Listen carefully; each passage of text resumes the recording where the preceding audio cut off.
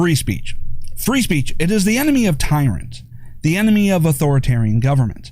So it comes as no surprise that the left is all in on censorship and book banning. We've all seen the stories, all the people who've been deplatformed, all the books taken off of Amazon, how much we are fighting censorship being implemented by the left, who have decided to define otherwise objectionable content as anything they disagree with. Now, we know that the old saying is, a lie gets around the world before the truth gets its running shoes on. But eventually, the truth does get out there. And when the truth does get out there, no one listens to the propagandists anymore because they are proven liars, which is why they're doing everything that they can in order to prevent the truth from getting out. Now, lately, there's been a lot of talk about how the White House has been mentioning how they report posts to Facebook that they want taken down, and they claim it's medical misinformation. However, there's been a lot of things deemed medical misinformation as it relates to COVID-19 that turned out to be true. The left just didn't want you to know about it. And that is one of the big things that we go through and that we are trying to fight. What is misinformation? Is misinformation based off of what the facts, data, and evidence actually says? Right? I mean, you would actually think that that's what the truth is. But the left, they don't care about the truth. Remember, it's not about the truth. It's about my truth, according to the left. Now, when we go off here, and I have a clip here that exemplifies how brazen the left is getting at lying because of the Young Turks. The Young Turks, here is a group that is supported directly by YouTube. And I don't mean just through AdSense revenues or being able to display, merchandise from their store just under the YouTube video. I mean, they get direct payments from YouTube itself. And yet, they are the biggest liars and gaslighters. Well, I guess with the left, it's a competition to see who can get away with the most brazen lie and get people to just suck it up. Just mindlessly go,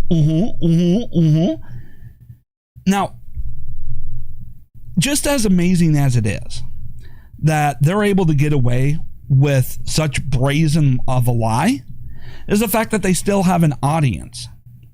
An audience, after being lied to so blatantly, so brazenly, that they come back and they actually continue to watch them as if they're a form of real information? So what is the lie that I'm talking about here? Well, go ahead and take a look for yourself. 66%. Obviously, that's more than half. So half of all independents in the South also agreed with them, with only 20% of Southern Democrats on board. Well, by the way, 20% is not that small a number. I mean, that's a fifth of Democrats going, yeah, we should secede. And so here we are again. I mean, that's the Confederacy. Those are the folks who did secede earlier.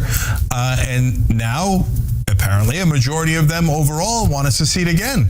And obviously led by conservatives like they were last time. Conservatives were the ones who said, no, we want to be able to keep slaves. We think that's a property right. And this North is impeding upon our freedoms and our states' rights to own human beings and whip them and kill them and take away their babies and sell them to other people. We want to be able to do all that stuff. And so that was back in the day. And now here we are again with the Confederacy going, I'm here for it. Let's separate. Now, this is how brazen the left has gotten with propaganda. See, they trying to go off and say that the Confederacy was conservatives. It only takes about 10 seconds of researching to realize that everyone in the Confederacy was a Democrat. Every leader was a Democrat. It was the Democrats that fought to defend slavery. It was Democrats that engaged in the KKK, segregation, and fought against the civil rights movement. But they have gone through and twisted, warped, and rewritten history so much that they're going off there and trying to say it was conservatives, and their audience are so stupid, so uninformed because of the attacks on the education system by the left that they just go, yep, that sounds accurate to me. There you go. I mean, they don't even question it, and they keep coming back to these people thinking that they're a source of any type of information. And this isn't the only clip that can be pulled from the Young Turks where they blatantly and brazenly lie to their audience? And do you think YouTube or any other of the social media platforms are going to take any action on them for spreading misinformation, for spreading propaganda around the internet? Oh, of course not. Because they love propaganda. Because that's how the left survives. They can't survive in a well-informed society with free and fair elections, which is why they do everything they can to misinform, gaslight, and suppress free and fair elections whenever possible. It is their only way to be able to gain and maintain power. So how did we get to this point where they could go off and say such a brazen lie? Well, it's in the public education system, where as they taught about American history and specifically the Civil War, they first started off by trying to rewrite history, omitting the political affiliation of the Confederacy. Then they tried to go off and they tried to do this whole Southern strategy. The parties, they just switch. All the Republicans left the Republican Party and became Democrats, and all the Democrats left the Democrat Party and became Republicans. And after years and years of them spreading that debunked lie, their audience have been so gaslit, along with the propaganda pushed in the public education system, that now they don't even bother trying to bullshit you with the Southern strategy. They just completely rewrote history and said, no, it was the Republicans. It was the conservatives that were the Confederacy. Now, there's a lot of things that we could talk about that. They're trying to say the Southern conservatives, 66%. I mean, if you ask, hey, if we have irreconcilable differences, would it be better for us to split? I'm sure most people would probably go ahead and say yes. But they never went off to really mention in the segment, at least not that I saw, about if you go to California Democrats, how high their numbers are calling for secession.